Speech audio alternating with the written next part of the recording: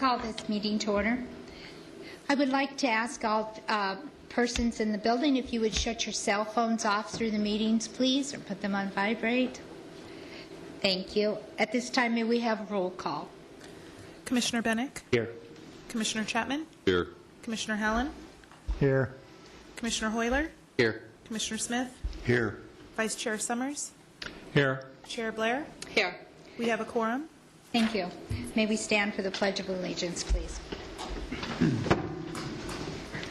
I pledge allegiance to the flag of the United States of America and to the republic for which it stands, one nation, under God, indivisible, with liberty and justice for all.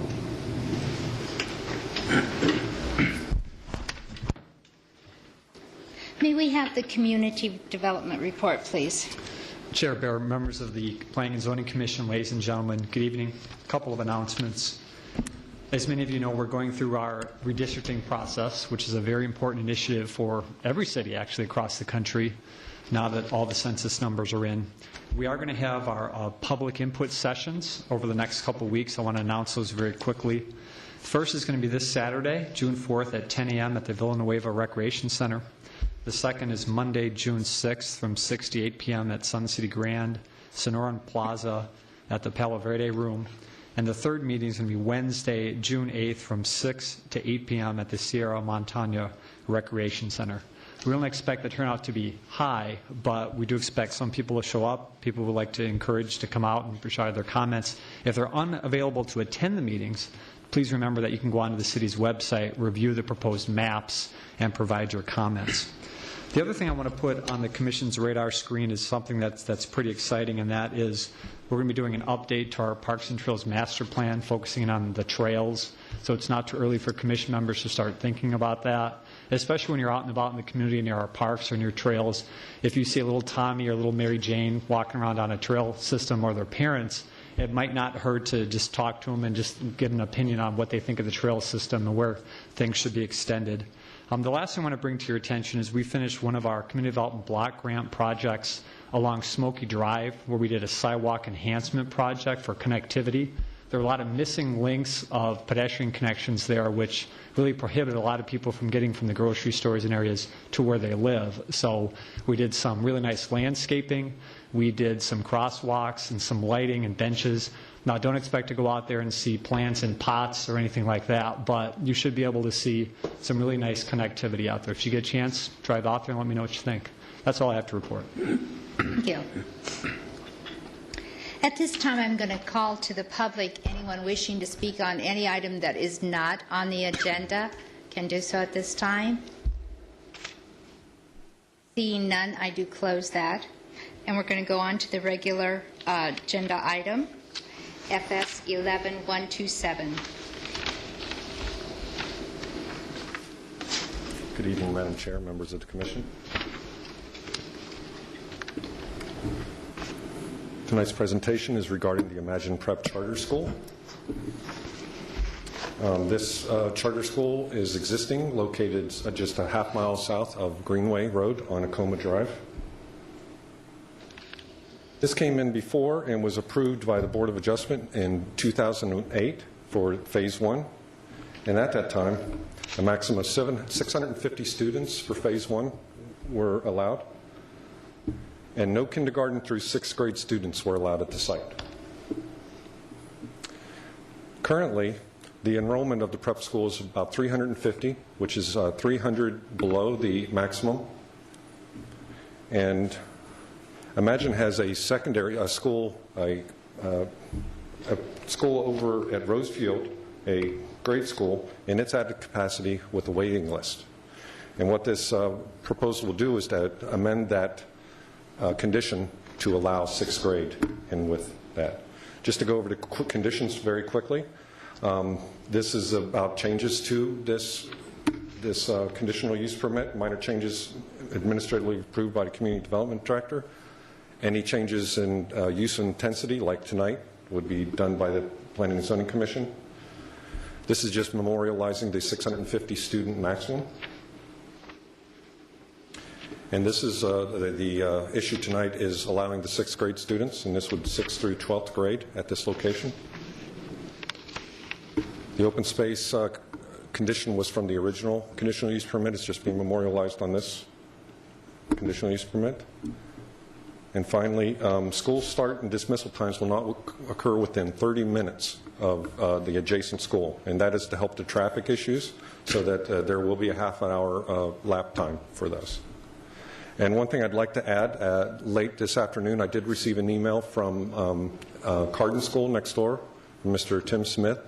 He said he was in support of this project as long as all the 5 conditions were administered with the permit. That concludes my presentation. Barring any questions you may have. I have one. Coming back, they thought we had okayed for 650 students. Is that correct? And obviously they have not received 650. That's where the 300 comes in. And so they want to add just a 6th grade. Is that correct? That is correct. So there's surely not going to be 600 or 300 extra 6th graders on their waiting list. My concern in this is how many times are they going to actually come before us wanting to add students to get to that 650 mark? If I may clarify, maybe if they want to add a 5th grade or a 4th grader, that sort of thing. That's my concern. Okay, that would require a conditional use permit, but I would like the applicant to come up and address that. Okay, good.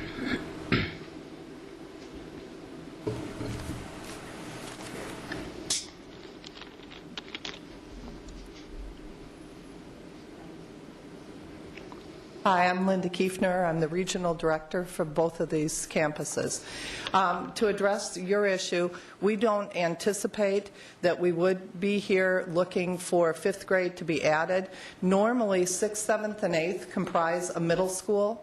We didn't at that time know how many students we'd actually have because we had a middle school, high school combination. So we had just asked for 7th and 8th at the original time. We had wanted 6th, but if you remember when we were dealing with Carden, they had asked for that to be one of the conditions. So we wanted to wait till we were there, make sure the traffic was taken care of, not only for Carden but for the neighborhood, and see if we could add. But a normal middle school, the way we have our middle schools, would be a 6, 7, 8. So it would be a joint middle school, high school campus serving grades 6 through 12. I personally don't see us moving a 5th grade over to that building. Okay, thank you. Commissioner Summers. No questions. Commissioner No questions? Commissioner Chapman? No questions. Allen? No questions. Commissioner Smith? No questions. And Commissioner Pinnock. No questions.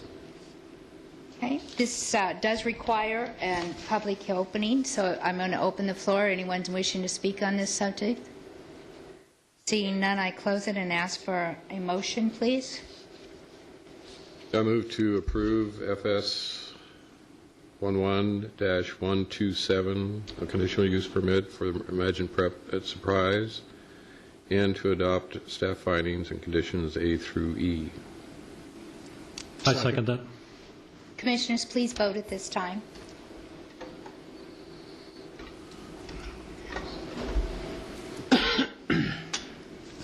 The motion has passed with a vote of 7 ayes. Thank you. Okay, at this time, we're going to move on to FS 11096, All Greens Incorporated. Good evening once again, Madam Chair, members of the Commission. Tonight I am presenting the dispensary, our City Surprise's first application for dispensary, All Greens. And just for an overview of what's going to be covered tonight, I'm just going to give a brief history of the medical marijuana legislation, the site review, the citizen outreach meeting that was held on May 18th, and a review of the proposed conditions. Statewide, the proposition was approved by voters on November 2nd of 2010, and it allows local jurisdictions to enact reasonable zoning regulations. As for the City of Surprise, we require a conditional use permit for a dispensary, and they're allowed in community commercial, regional commercial, industrial areas. And the subject property tonight is a regional commercial heavy commercial area. Separation requirements were also implemented and was approved by City Council in February this year. On this map, you'll notice in red is the outline of the City of Surprise, and the state broke the state up into 126 different zones, CHAA zones, community health analysis areas, and each one of those areas get one dispensary or the ability to have one dispensary. The City of Surprise has portions of 5 and throughout the City of Surprise, but only 2 realistically have ability to do so. Tonight's project is at the corner of Bell and Grand and is within the Sun City West CHAA. Location map, like I said, north of the Bell and Grand off of Westgate Drive.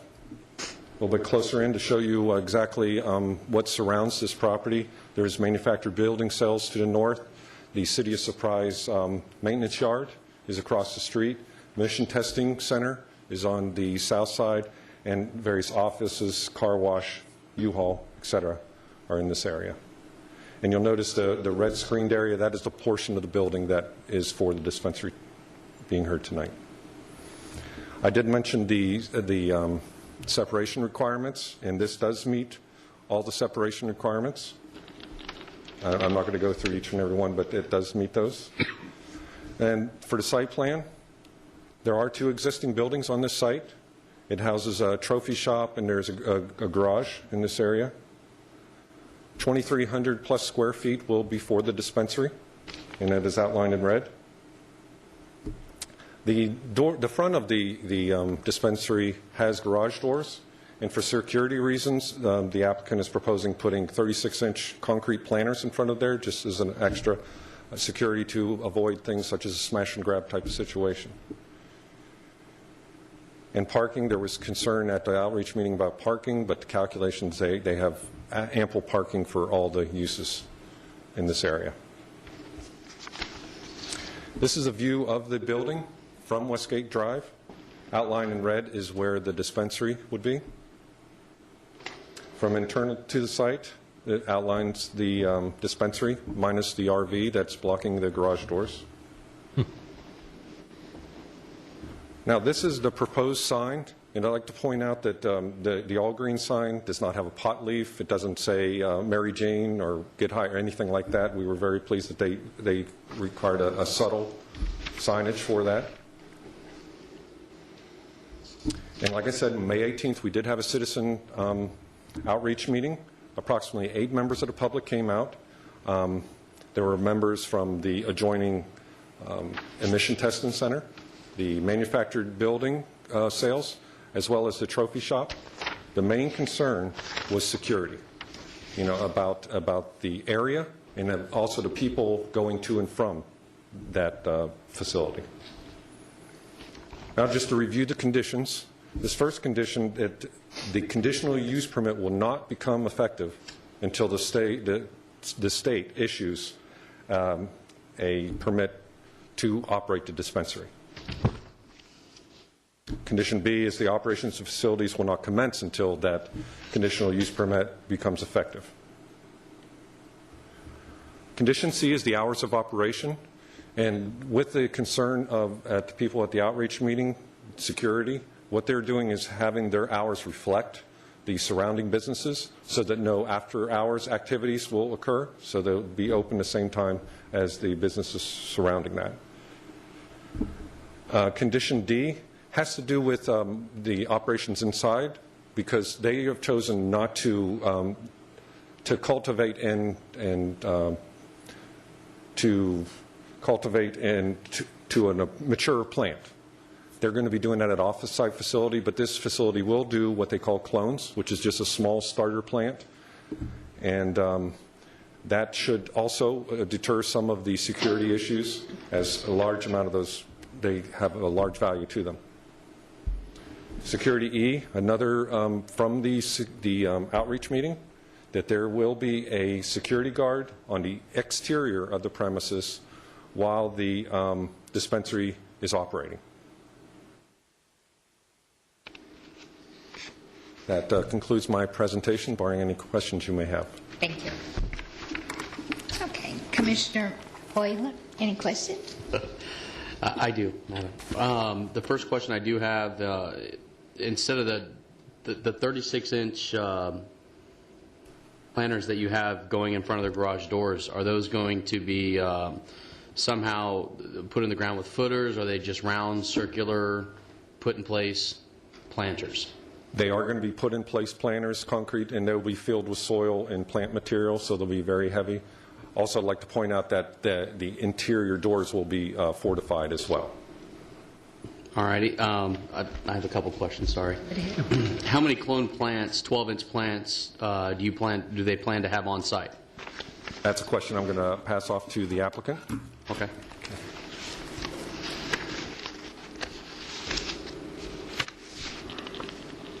Hi there.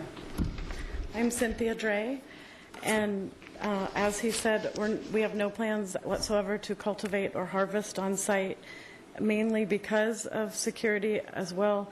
I'm a mother of 4. I don't want to do anything that would be potentially wanting people to come into the dispensary for theft reasons. So our inventory is going to be very little as well. The clones, no more than 30 clones would be 30 to 40 max. They're only valued at about $20 a piece because the anticipation of a clone is for the home grower that plans to do that on their own. The other question I do have is mentioned that it's going to be, the marijuana is going to be cultivated off-site. Where is that off-site facility located? We actually don't have that designated. We have several locations that we are looking at. All of them are not in the Sun City West CHA and wouldn't reflect Surprise whatsoever. All right, thank you. Commissioner Chapman? Yes, I had a question, probably Bart. Thank you. Yes, sir.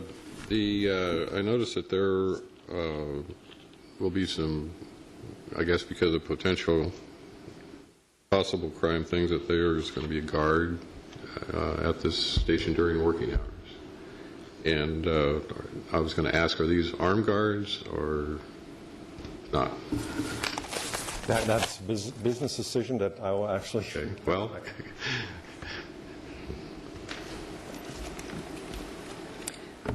That is, based on the state requirements, it is not required that we do armed. So our anticipation was a security guard for physical and psychological presence. That's something that, of course, in order to make it a win, if that's something that is a huge issue with the council, we could certainly go over that. It's not with me. I think that's great. Also, I wanted to ask some questions about the rear of the building. We have some security apparently in the front of the building. Is there any vulnerability in the rear of the building that somebody could ram through or other type of thing? The rear of the building is solid block wall, just landscaping on that side of the building. So it's protected? Yeah, that's right. That's correct, sir. Okay. I also have a question about, I know there was concern in reading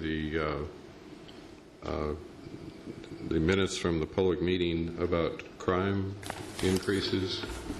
And do we have any information about any crime or statistics in that area? I actually have Officer or Lieutenant Brady here that can answer that question. All right, thank you.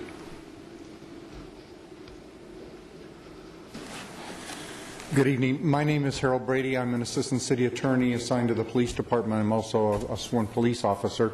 I had our crime analysis secretary go ahead and run some numbers. Did it for a half-mile radius, and then she gave me a specific printout of the numbers. And the crime in this area is surprisingly very low. I was quite amazed at the fact, considering you've got a lot of commercial activities in this area, you would expect a high number of burglaries, thefts, criminal damage, and in fact, there's probably about one incident a week involved with those with suspicious persons, suspicious vehicles, other types of issues that other businesses would be concerned about, which is a very low number. Okay, thank you very much. Certainly. Madam Chair, before I leave, I'd like to have an opportunity to come back and speak again about if we have a condition here with respect to the current crime, it sounds like it's very minimal, that I'd like to add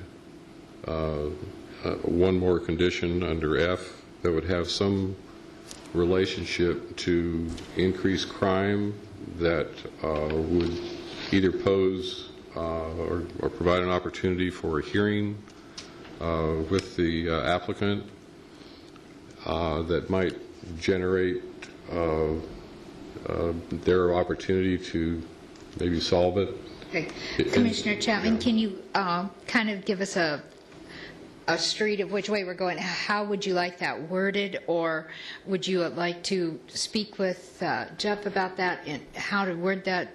Yeah, I would, because I'm trying to find out what would be a reasonable amount of crime. I mean, crime is not fluid, and it comes and goes, and I think that if there were a series of crimes over a period of let's say a 3 months or 6 month period, that would be something that we could put in as a condition that if in fact we notify the client or the applicant here, they'd have an opportunity to correct it, and if it didn't correct, then I think we should have a condition to be able to withdraw our I think there's CUP. some merit to that. My concern is, and probably just mine, but is why we're doing it at this point and we're not doing it to the person next to them or whatever. I think we have to be very careful about we're not making this stipulation to other businesses. I appreciate that, and I'll talk to Jeff about that. I know that there is a white paper that we were provided that was pretty, there's different conditions here, but also showed an increase in crime. Great. Jeff, you wanted to say something? Sure. To that? Madam Chair, members of the Commission, I think I have a reasonable way to address this that would probably even be receptive to the business operator and the adjacent businesses, and that would be we could craft a condition that basically says that the Commission shall review crime statistics within a half-mile radius within 1 year after the opening of the dispensary, and then could make a determination whether additional conditions should be applied to the site. And then that way you don't have to put a hard statistical level on it, because I'm always nervous, what if it's one violation below or one above and so on? It gives the Commission a little bit of latitude, a year from now, to determine it. It gives everybody some time to really evaluate whether or not there's additional crime activity on the site, and then it'll give you a better idea on what additional conditions could be placed at that time. And I could ask Jim to work on a condition right now to make it simple and tight. So that would be my way of suggesting to add that condition. Does that sound good to you? That satisfies Commissioner me, Chapman? absolutely. Okay, and then we'll come back to that before we actually Yes, do anything thank to you. have that read. Any other questions, Commissioner Chapman? Oh, thank you. Okay. Commissioner Howland? Could you bring up the site plan just for one quick question? Yes, sir.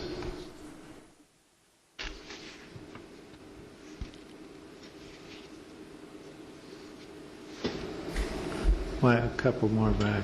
That one. Yes, sir. There's a trophy shop at the front. What's at the back of this development?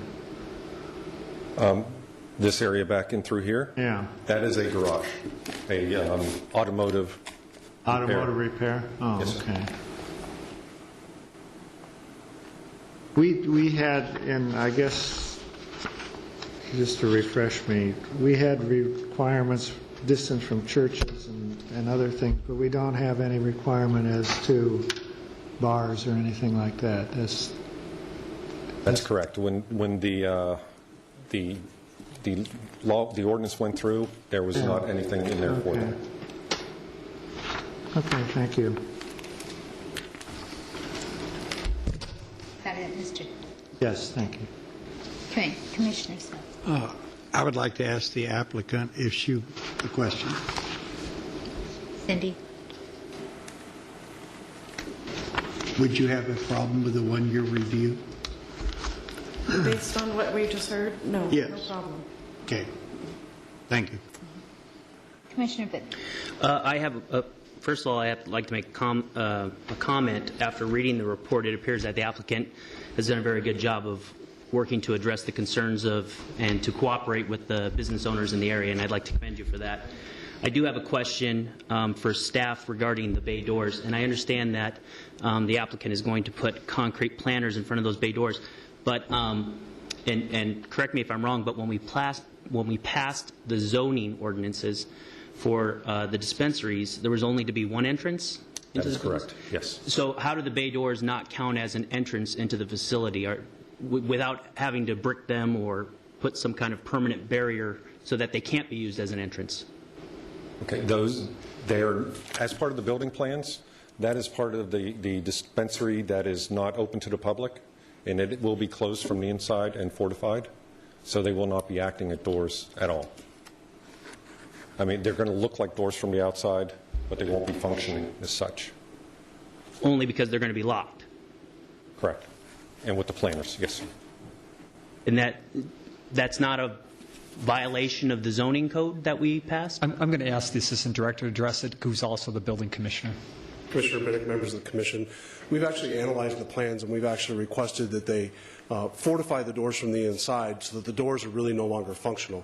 Still looks like a bay door from the outside, but they won't function to be able to roll up.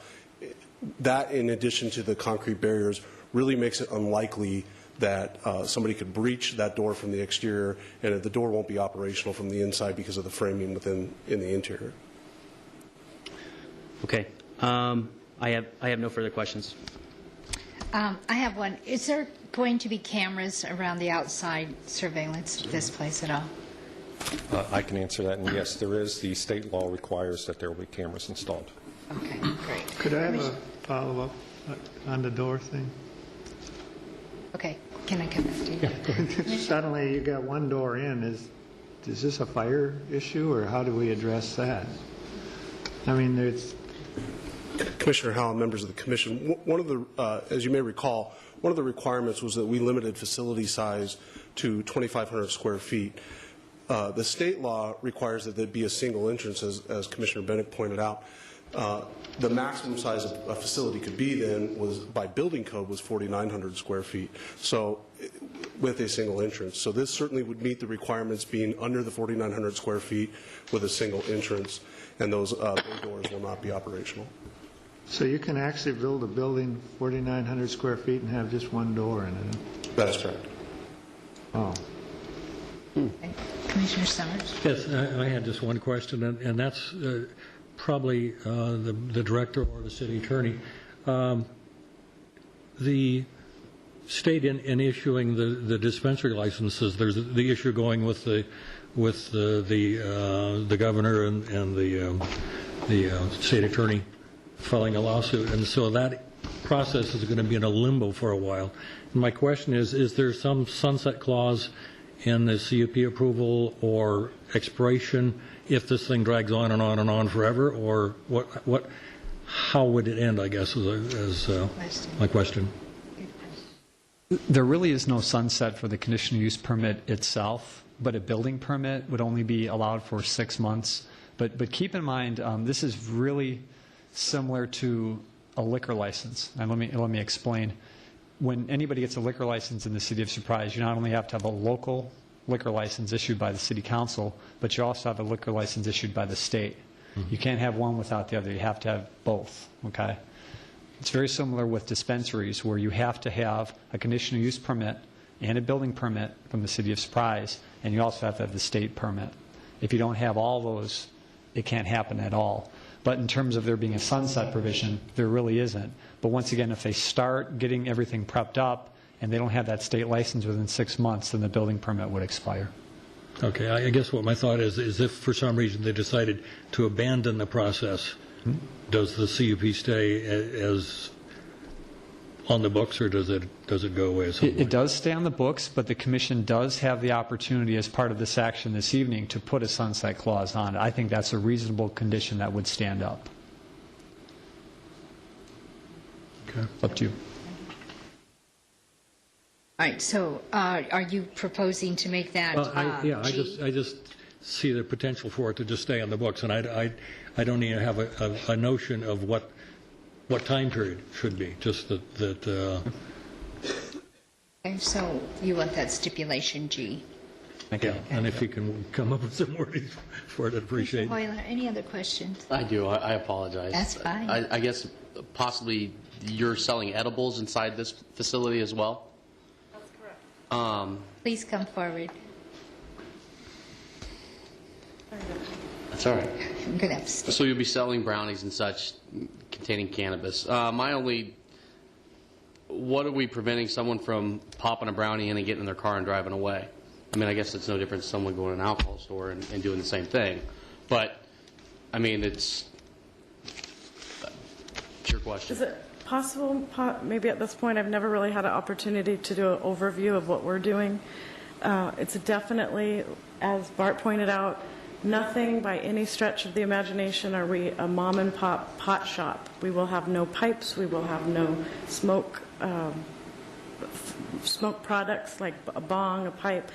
We are very much scientific. We have a PhD in chemistry that is on our staff that is doing the edibles.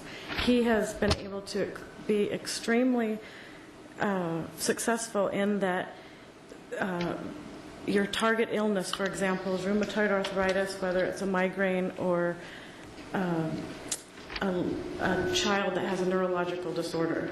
This PhD in chemistry is able to adjust the CBDs and the THC, and so they're just fractions of different in order to really be effective for that specific ailment. So we are, by all means, it's unfortunate we wouldn't have been put in physically a doctor's office type facility because it's much more so of a doctor's office that we are putting together here.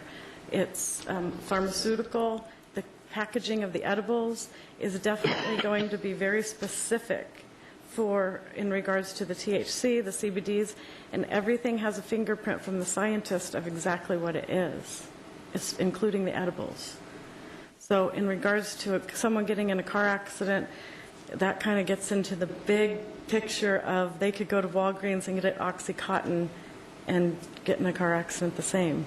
I have a personal amazing story when I have 4 children. I have an 11-year-old myself, and I was in tears speaking to a mother recently and watching this 11-year-old that she has a neurological disease that she's one of 6 in the nation that has this, and it's extremely painful. And so she was taking 5 Oxycontin a day, this little girl, and living a life of a numb person, not having any sort of social skills of any kind, not able to have a picnic with a friend, which an 11-year-old should do.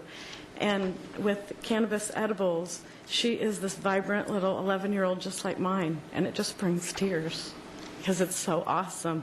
And if everyone's educated on that, it would be outstanding. Thank you. Commissioner, may we have the reading of F and G, please? Sure. Madam Chair, our crack legal staff came up with this, so a high point of his career. So F would read as following: 1 year following the approval of the conditional use permit, the Commission shall consider at its regular meeting a report containing crime statistics pertaining to the operation of the facility as produced by the Surprise Police Department, and based on such report, the Commission may add such reasonable conditions at that time. And then condition G would be simple. That's the one I wrote. It says the conditional use permit shall expire if the state license is not issued within 1 year following the approval of this conditional use permit. If I would recommend that you conduct the public hearing before taking action, but I'd also recommend that we straw poll each condition and then make one final vote on the entire application at the appropriate time.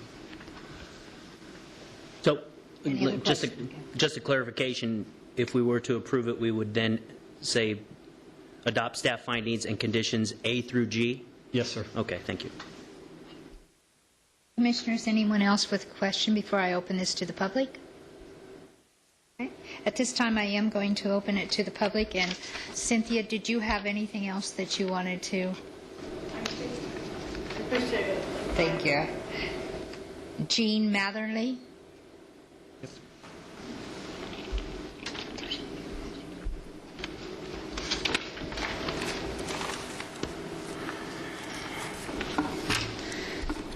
Madam Chair and members of the Commission, it's been quite a while since I stood before you and asked you to keep my face in mind while implementing your zoning restrictions.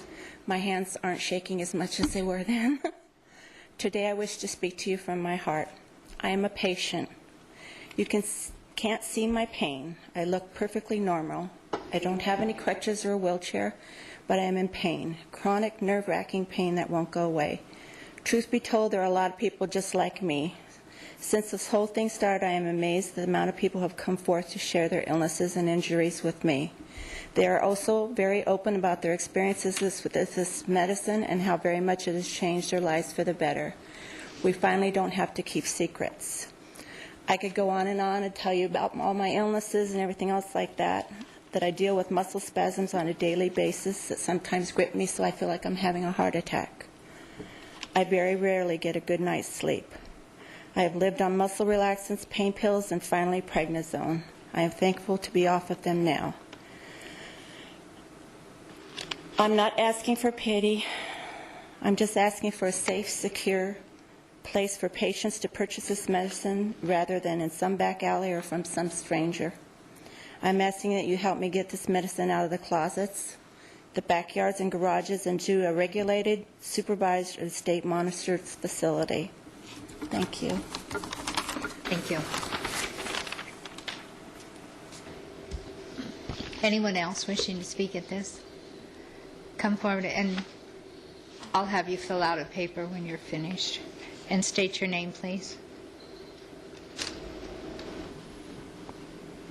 My name is Denise Hubbard. I'm a resident of Surprise, and I have applied for an application for my father.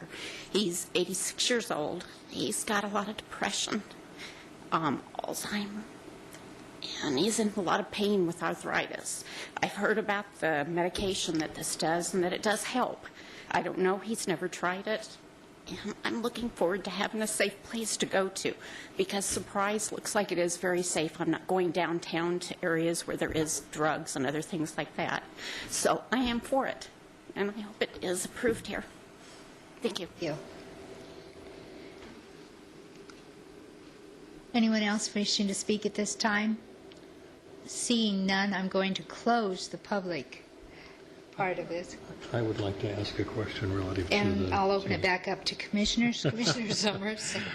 Getting back to my question on the sunset clause, if you will, if the dispensary issue goes all the way to Supreme Court, I'm just wondering whether a year is going to be enough time for that to play out. And you're saying in your condition that we would revisit it in a year, or it would sunset in a year?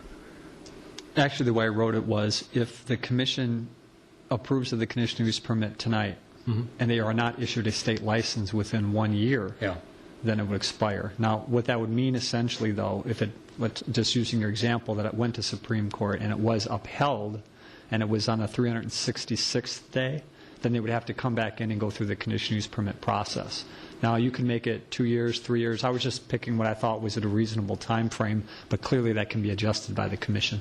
Yeah, I would think 2 years would probably, I would be comfortable with that rather than, I don't know how long it would take to go through the court process, but I would say 2 years. That way it will go away eventually, but it wouldn't impede in this process. Okay. At this time, I'm going to go to stipulation F now and ask just for, I can do that by just yes or no. Is that correct? Yes, ma'am. Okay. Commissioner Chapman. Yes. Commissioner Allen. Yes. Commissioner Smith. Yes. Commissioner Binnick. Yes. I also yes. Commissioner Summers. Yes. Commissioner Hogan. Yes. Okay.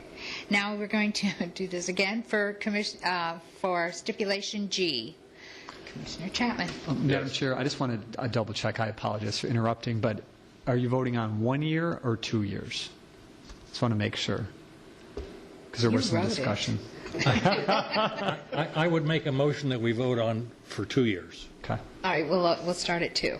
Okay. Commissioner Chapman. Yes.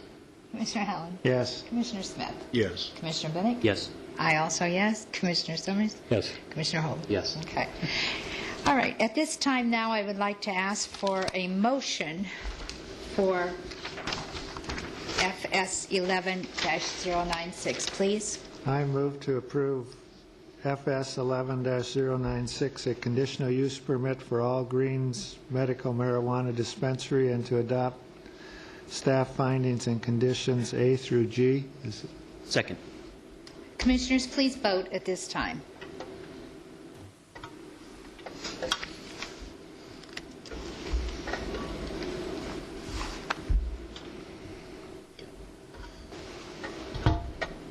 I have one pending.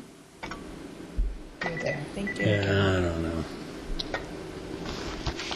The motion has passed with a vote of 7 ayes. Thank you.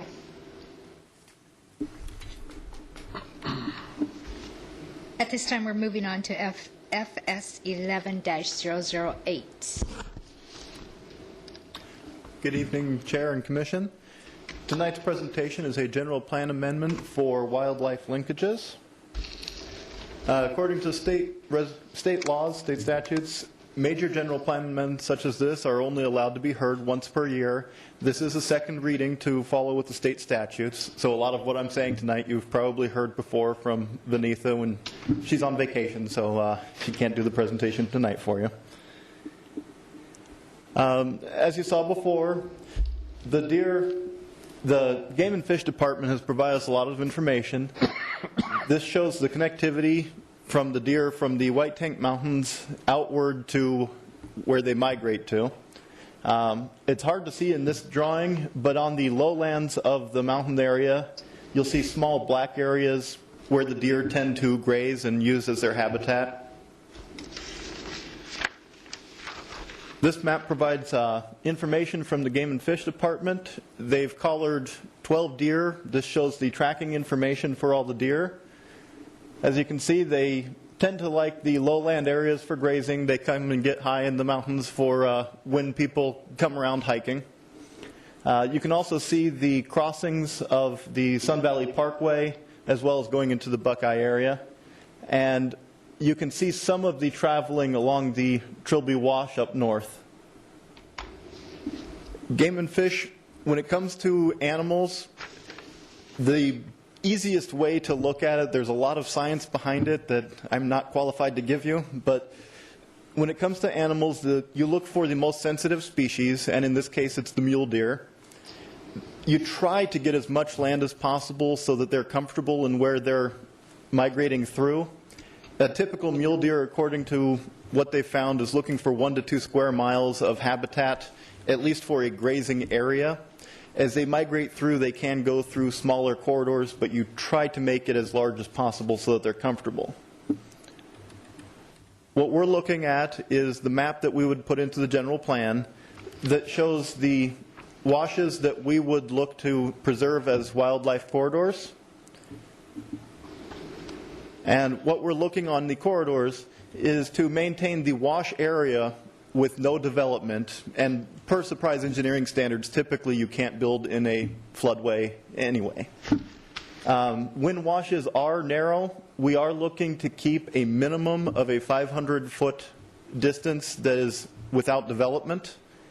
And then outside of the 500-foot no development area, we're looking at a 900-foot wildlife-friendly development area. This would allow for development. It would just be controlled. Those controls would come to the Commission later, depending on where the development is and what the wildlife needs are in the area. To give an example of some wildlife-friendly regulations as a possibility of what may happen, this comes from the DC Ranch area in Scottsdale. The developer has placed larger lots closer to the mountain ranges, and you can see that the housing, although the property owner owns the entire lot, they're only allowed to grade and build on selected areas, so there's more natural vegetation for the wildlife. And when they do provide fencing, they're only allowed certain areas for the fencing to create a backyard privacy area, but don't fence in the entire area, which would allow more wildlife, allow them to be a little more comfortable coming through. That concludes my presentation, barring any questions. Thank you. Commissioner Summers, any questions? No questions. Commissioner Hoyle? No.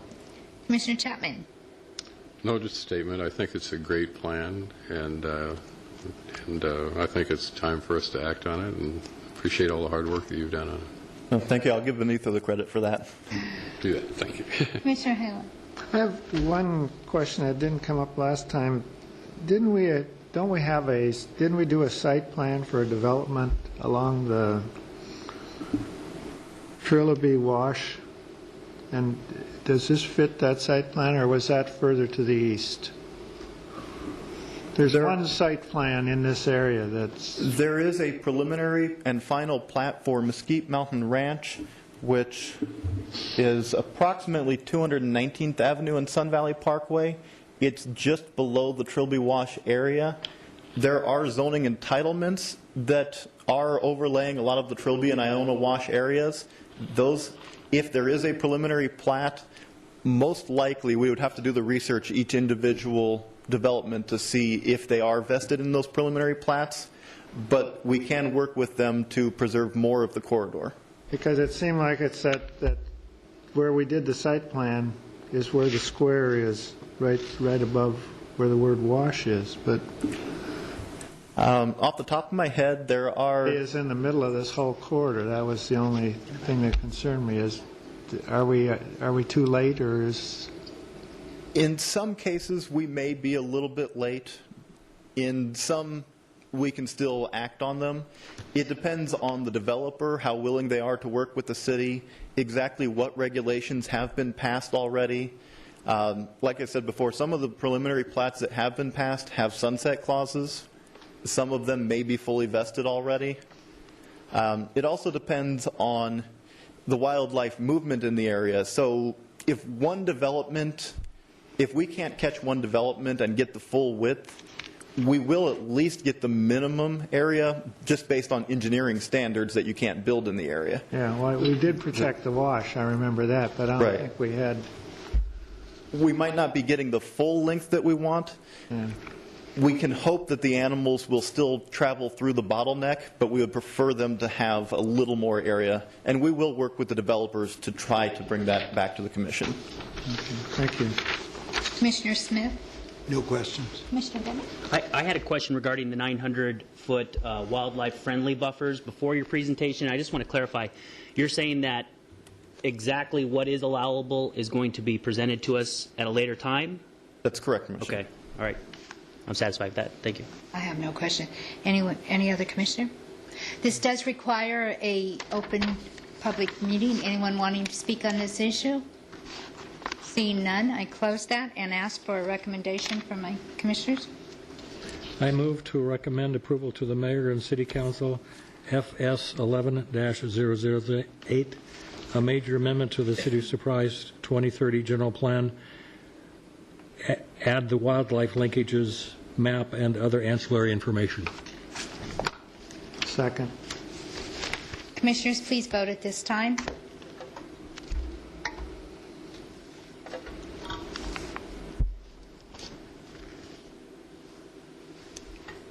I have one vote pending. Who is that? Vice Chair? Yeah, you're... Thank you.